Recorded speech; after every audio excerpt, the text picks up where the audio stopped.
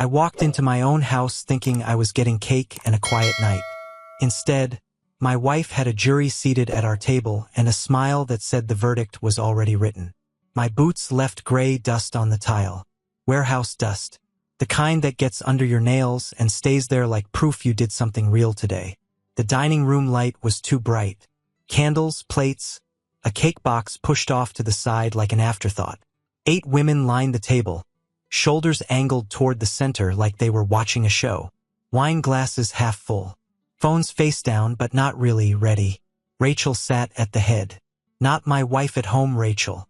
Not the one who used to lean into me when I walked in.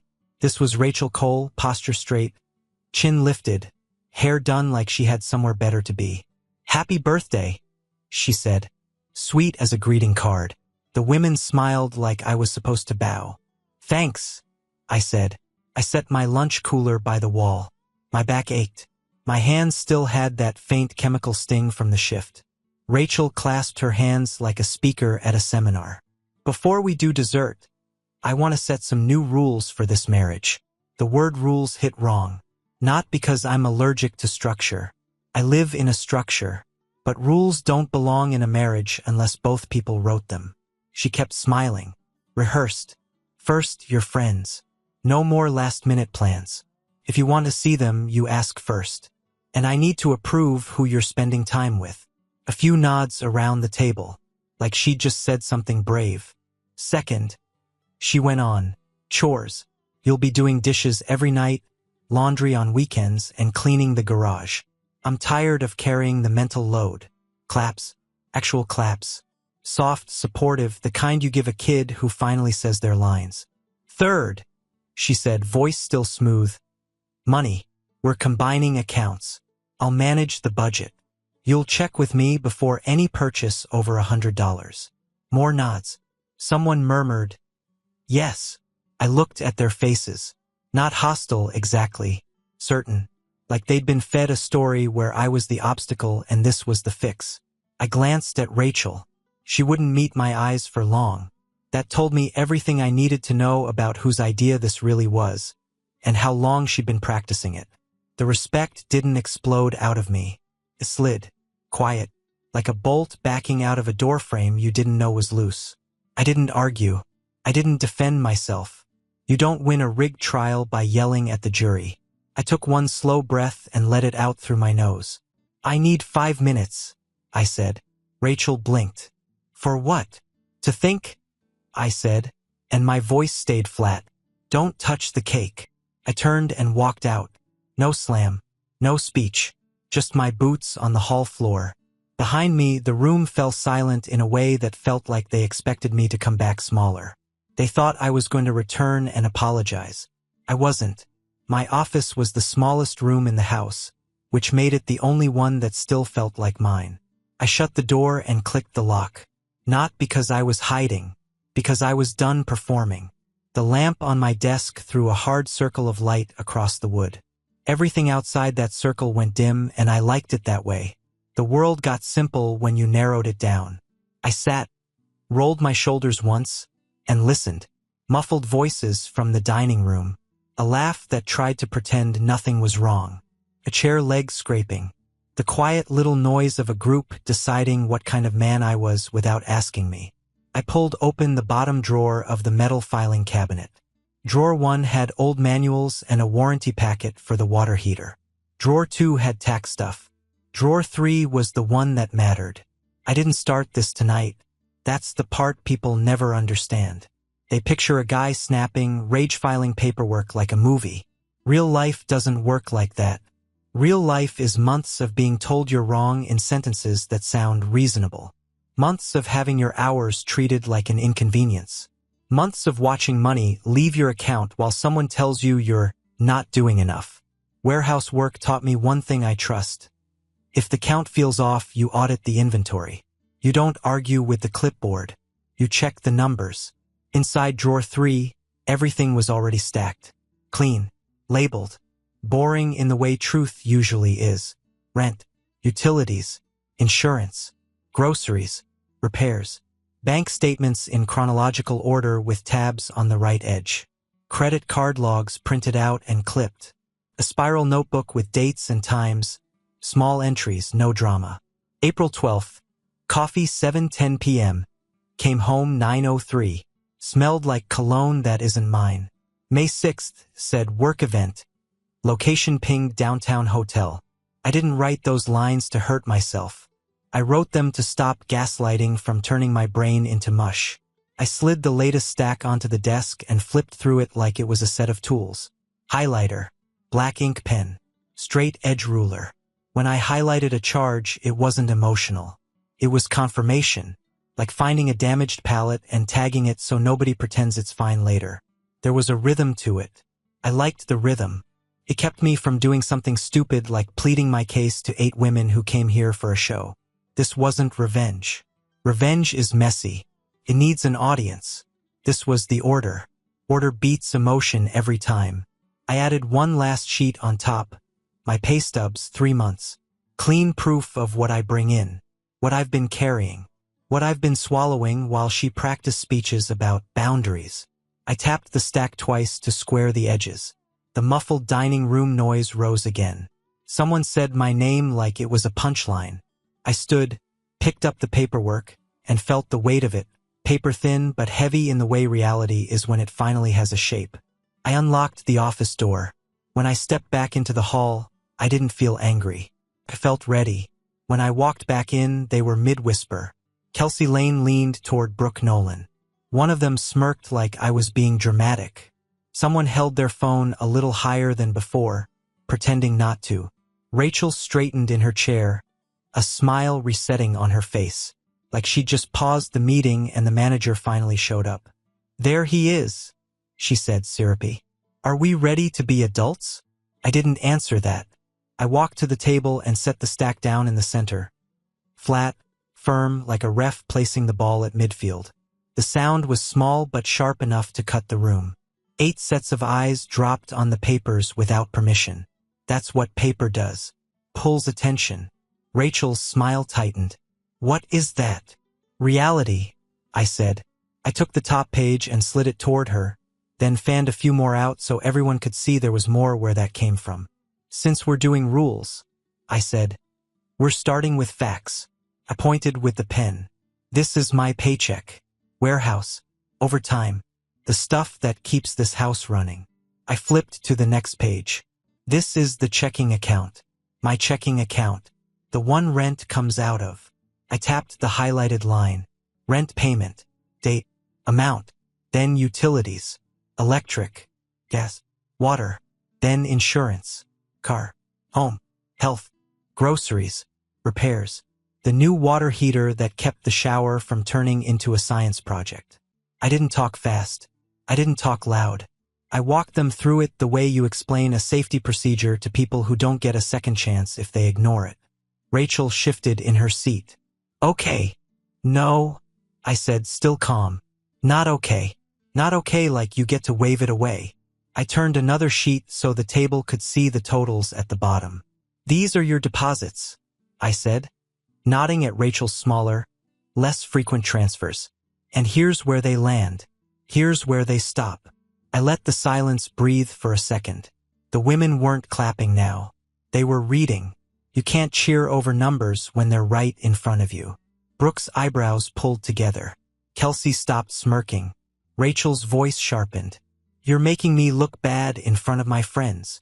I looked at her. "You made you look bad. You just thought I didn't have paperwork." I tapped one more highlighted section, repairs, groceries, random household stuff that adds up like rust. "You've been telling people I don't contribute enough," I said, and my voice stayed steady. "So tell me which bill you mean." Rachel opened her mouth, and nothing came out. Across the table, one of her friends picked up a page, then set it down like it was hot. It's hard to keep pretending you're the hero when the ink says otherwise.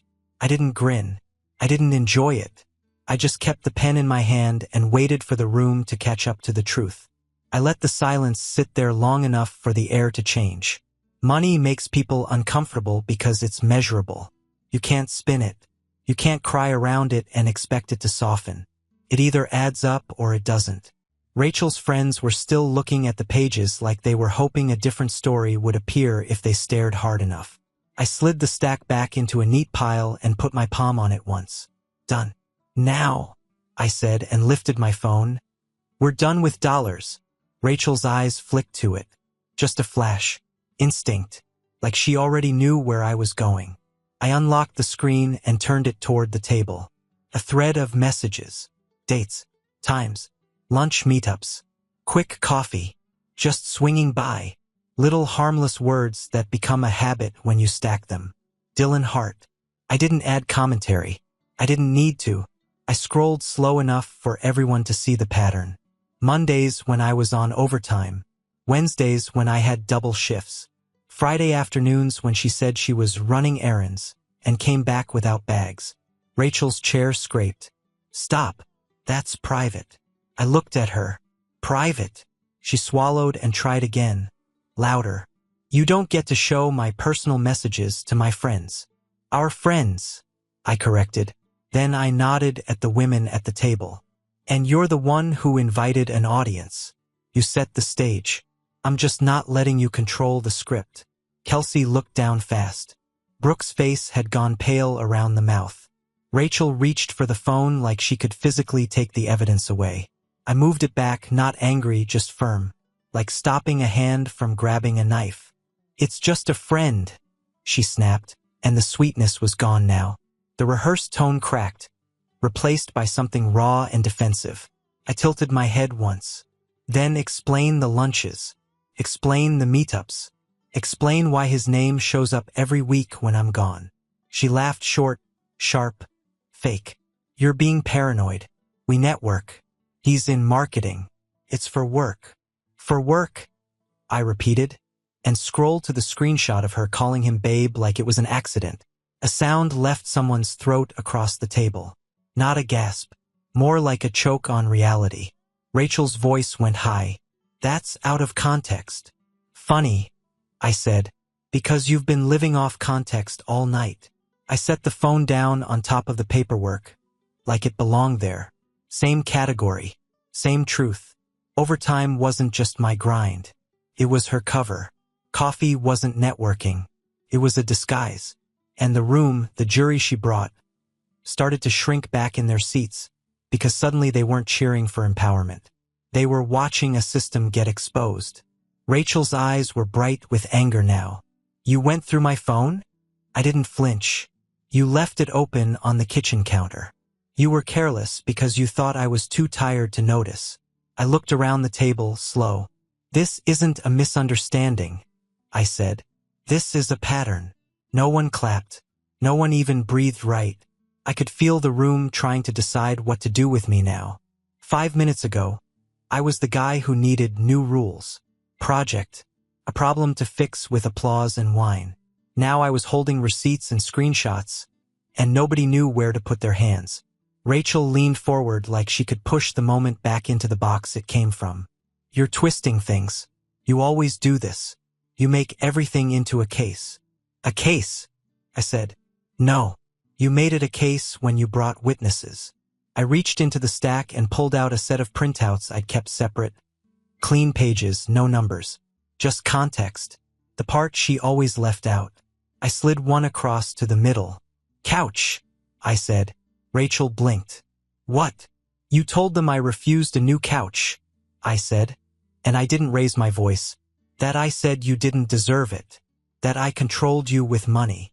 Kelsey shifted like she just remembered that conversation and didn't like where it landed. I pulled out another sheet tire quote from the shop, dated the same week. I said no to a couch because the truck needed tires. I continued. Not later. Not eventually. Needed. You know what happens when a tire blows at highway speed? You don't get a redo. Rachel's mouth opened, then closed. I didn't stop. Birthdays, I said, flipping to a timeline page. You told them I forgot yours. Brooke's eyes flicked to Rachel. I slid a receipt forward. A dinner charge. A florist charge. A date stamped on it like a nail. I worked a double shift, I said. Then I took you to dinner. Paid for it. You posted the plate and the candle like it was a lifestyle blog. I tapped the receipt. But when you told this story, you left that part out. Rachel shook her head quickly, like motion could erase ink. That's not garage, I said, cutting past her. You told them I refused to help. I pulled up photos on my phone, dated pictures of the garage half cleared, shelves installed, bins labeled. My work boots in the corner. My hands in the frame, dirty and real. I do help, I said. I just don't announce it in a group chat. One of the women, Sarah, I think, looked down at her glass like she wished she hadn't come. Rachel's voice went tight. They don't need to see this.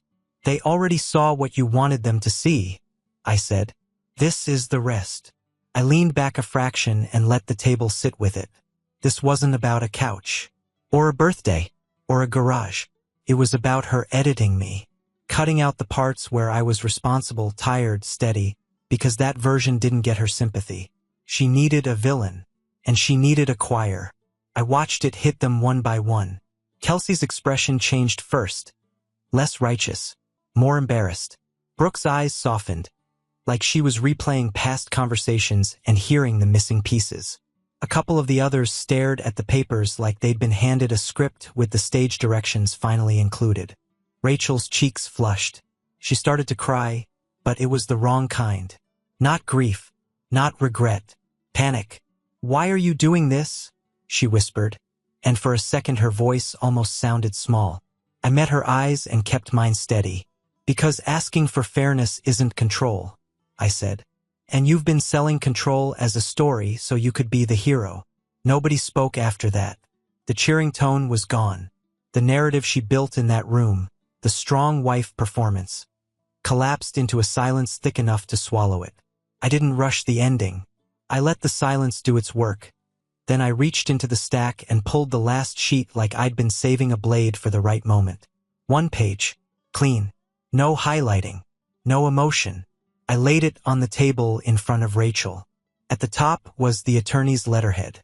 Under it, a short consultation summary and a timeline I'd typed out myself. Simple enough for anyone to understand. File Friday. Serve Monday. Move out window 30 days. Rachel stared at it like it was written in another language. Kelsey leaned in without meaning to. Brooke's hand went to her mouth. Rachel's voice came out thin. What is this? A decision, I said. She shook her head fast. You can't, you didn't. I did, I said, still calm, still steady.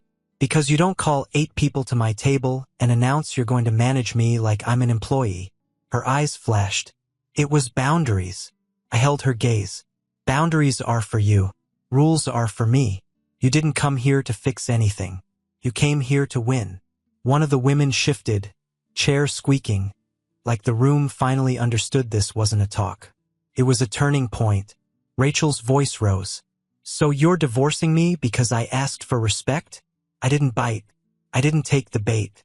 I'm divorcing you because you turned our marriage into a public courtroom, I said. Because you've been rewriting me for your friends. Because you built a side life while I worked double shifts to keep the lights on. Her face hardened, then cracked. You're embarrassing me. I almost laughed, but I didn't give her that. There won't be a marriage to set rules for anymore, I said. So you can stop performing. The air changed. Performance drained out of the room and panic moved in. Rachel reached for the page like she could tear it and undo it. I put my hand over it first, flat, firm. Don't, I said. That's not the only copy.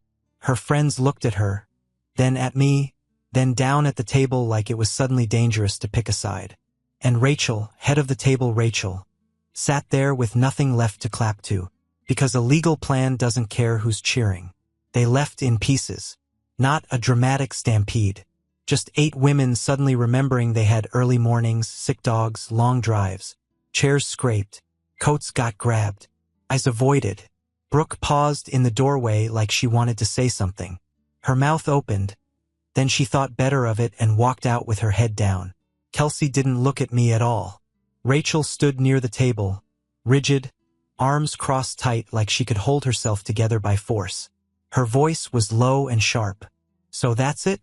You blindside me in front of everyone. You blindsided yourself, I said. I walked to the front door and turned the deadbolt after the last one stepped out. The click was solid. Final. The kind of sound you hear in your chest. Rachel stared at the lock like it was an insult. I didn't keep talking. Talking is how people bargain. I was done bargaining. I went down the hall and into the guest room. It wasn't a guest room anymore. Not really. Bed made tight. Fresh sheets. A duffel in the closet with 2 weeks of work clothes folded. Spare charger on the nightstand. My guitar was on a stand in the corner like it was waiting to breathe again. I'd set it up over time, not in panic. Quiet prep. The same way I'd built the paperwork stack. Rachel followed me to the doorway. You're seriously doing this?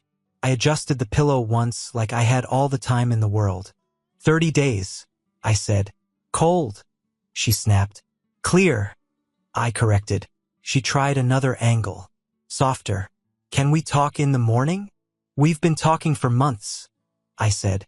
You just preferred your version. She stood there for a beat, then turned and walked away with fast steps, like anger could carry her out of consequence. I shut the door. The house settled.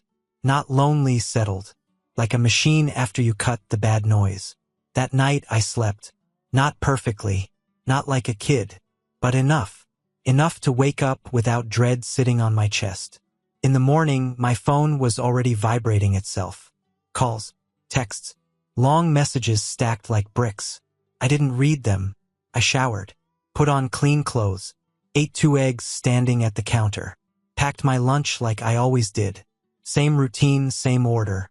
When I left, Rachel was in the kitchen with swollen eyes and a face built for drama. She watched me like I was supposed to feel something. I didn't give her a speech. I went to work. Steel racks, conveyor belts, forklifts whining, the honest noise. Around mid-morning, my phone rang again.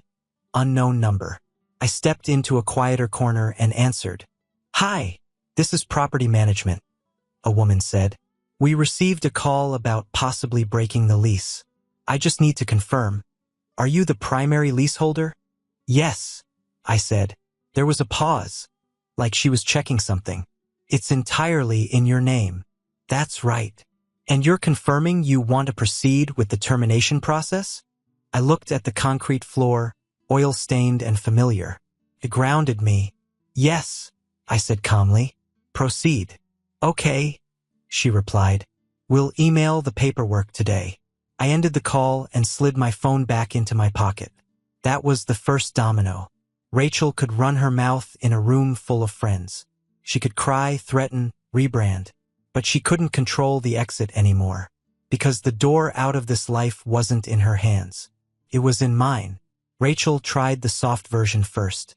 She caught me in the hallway that night, voice low, eyes wet like she'd practiced in a mirror.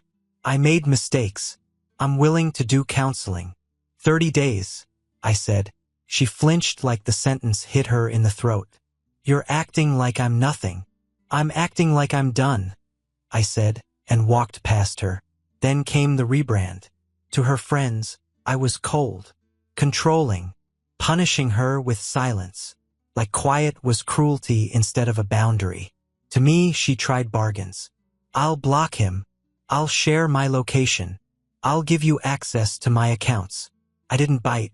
30 days, I said each time, steady as a time clock. On day 4, I got a text from an unknown number.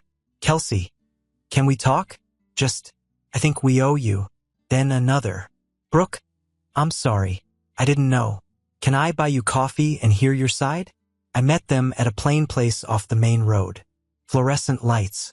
Stale muffins behind glass. No mood, no soundtrack. Perfect. They came in together, eyes cautious like I might explode. I didn't. Kelsey rubbed her hands around her cup. We thought we were helping her. You were helping her story, I said. Brooke swallowed. She said you controlled the money. That you... She stopped, embarrassed. That I was the villain. I finished for her. Yeah. Kelsey's face tightened. She made it sound like boundaries.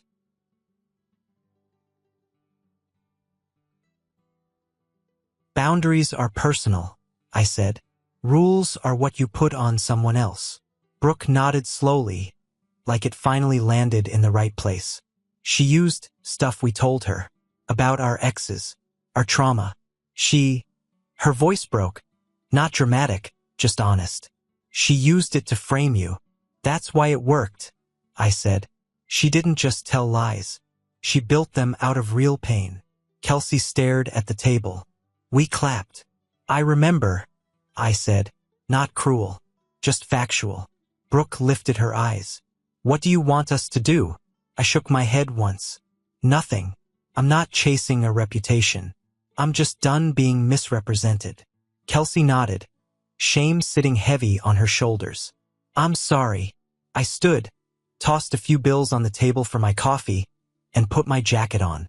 As I walked out, my phone buzzed again. Rachel calling. I didn't answer. Consequences move faster than excuses, and her audience was already breaking apart without me lifting a finger.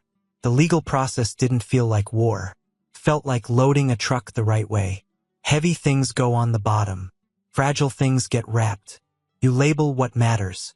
You don't argue with gravity, you respect it. Rachel's attorney started loudly. Polite emails with sharp edges. Long paragraphs that tried to make feelings sound like law. They wanted money. They wanted the couch. They wanted the kitchen set. They wanted temporary support, like I was a system she could keep tapping even after she set the system on fire. My attorney asked me if I wanted to respond emotionally. I said, no, I want to respond correctly. So I sent attachments, pay stubs, bank statements, the rent ledger, utility withdrawals, insurance premiums, grocery totals, repair invoices, a clean timeline of deposits versus withdrawals. Nothing dramatic, just the truth in a format that doesn't blink. When they claimed I withheld resources, I sent the proof of what I'd been paying and how long I'd been paying it. When they pushed for more, I pushed back with math. When they hinted at reputation, how it looks when a man walks away, I didn't react. Reputation is noise. Paper is real. Rachel tried a different approach after the first round didn't work. She called from an unknown number, voice soft enough to suggest she'd learned something. Can we talk? She asked. We've talked, I said. Not like this, she said. Not calm. I looked at the sink in my apartment. Empty, clean, no dishes stacked in quiet accusation. You didn't want to be calm. You wanted control. That's not fair, she whispered. I didn't take the bait.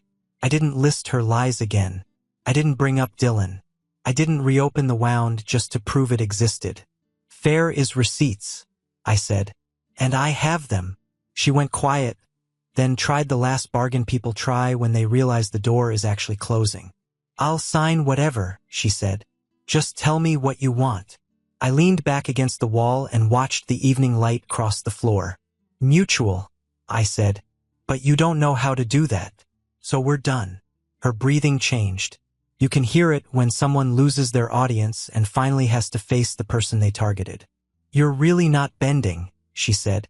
If it's not mutual, I walk, I told her. That's the whole lesson. The next emails got shorter. Less theater. More numbers. More reality. The final agreement wasn't perfect. Nothing clean ever is.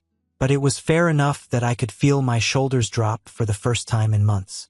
No more drifting dread. No more waiting for the next conversation. That was really a lecture. When the last signature hit the page, the world didn't explode. It didn't clap. It didn't care. It just got quiet.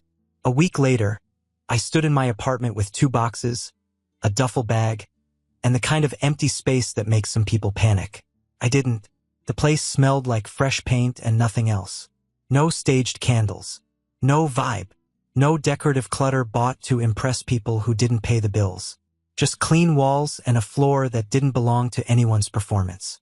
I brought pizza because it was simple and it felt honest. I sat on the carpet with the box open like it was graduation day.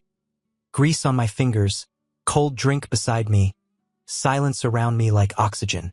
I didn't need a table full of witnesses to feel strong. I set up a corner with a bench and a couple dumbbells. Not for revenge, for routine. I put my guitar on a stand where I could see it. I tuned it slowly, string by string, and played until my fingers remembered who they were. I cleaned my finances the way I clean everything. One pass, then another until the mess is gone.